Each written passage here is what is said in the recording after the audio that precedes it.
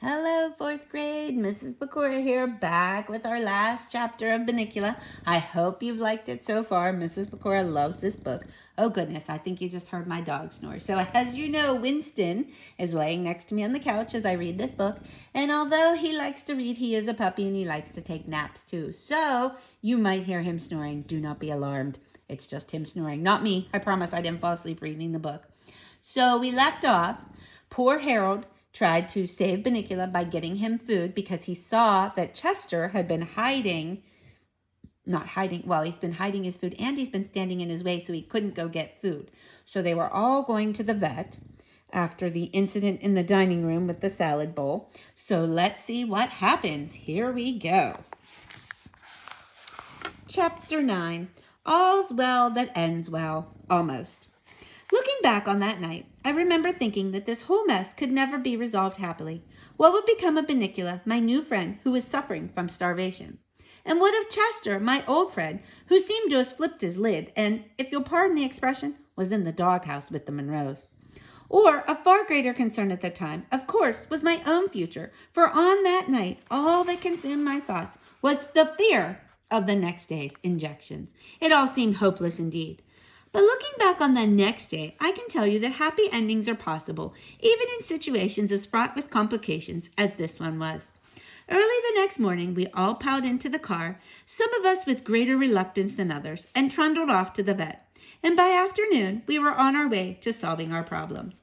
The vet worked out everything very nicely.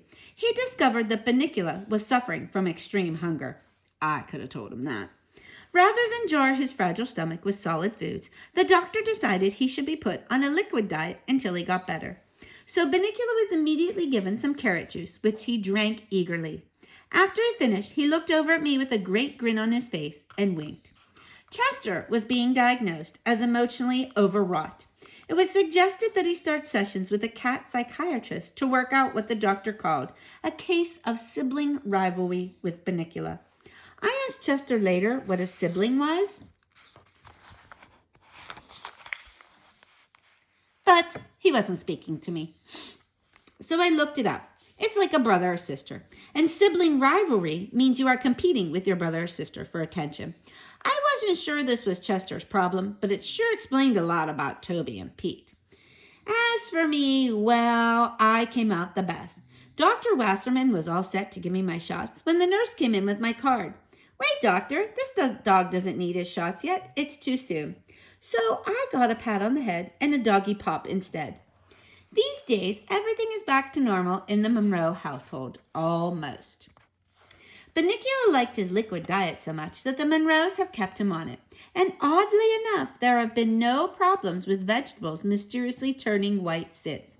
Chester, of course, insists that this proves his theory. Obviously, Harold, the liquefied vegetables take the place of the vegetable juices, so Bunnicula has no need to go roaming anymore. Then he's not a vampire, I said. Nonsense! He's a vampire, right? But he's a modern vampire. He gets his juices from a blender. Case closed, Sherlock? I queried. Case closed. Oh, Chester. Yes, Harold. What are those two funny marks on your neck? Chester jumped and I laughed. Very funny, he said as he began to bathe his tail. Very funny. The Monroes never knew anything of Chester's theory. They changed markets and to this day believe they were victims of a curious vegetable blight. Bunnicula and I have become good friends. He still doesn't say anything, but he snuggles up next to me by the fireplace, and we take long, cozy snoozes together. One night, I sang him a lullaby in the obscure dialect of his homeland, and he slept very peacefully. It was that night that cemented our friendship. Now, about Chester. I said that everything was back to normal, almost. Naturally, Chester is the almost. He has been seeing his psychiatrist, Dr. Katz, twice a week for some time now. He takes his therapy very seriously. The other morning, I was trying to get a little sleep when Chester came over and nudged me in the ribs. Harold, do you realize we've never communicated? I mean, really communicated. I opened one eye cautiously.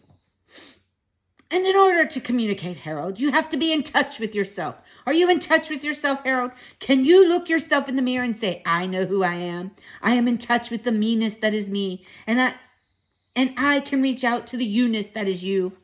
I closed my eye. I'm used to it by now. He talks like that all the time. He no longer reads Edgar Allan Poe at night. And once he had concluded that he had been right about Bunnicula, there has been no more talk about vampires. The mark of the vampire sits, its usefulness obsolete, on its shelf. Right now, he's reading Finding Yourself by Screaming a Lot. And the other night, when I heard the most awful noise coming from the basement, I didn't even bat an eyelid. I knew it was just Chester finding himself, as he calls it.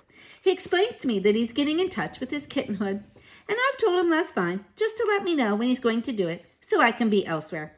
I've had enough trouble from Chester's adventures. So that's my story. And the story of a mysterious stranger who no longer seems quite so mysterious and who is definitely no longer a stranger.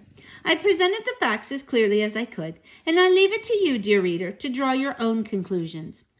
I must now bring this narrative to a close, since it is Friday night, Toby's night to stay up late and read, and I can hear the crinkling of cellophane. I can only hope it covers 2 chocolate cupcakes with cream filling.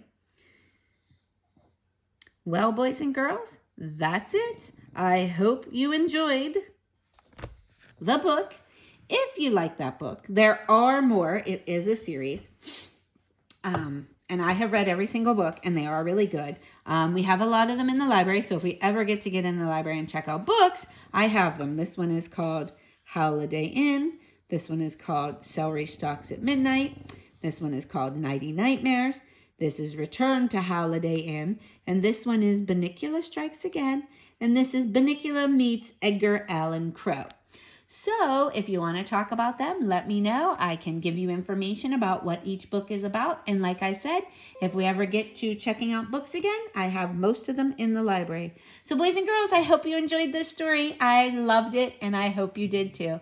Take care. See you soon.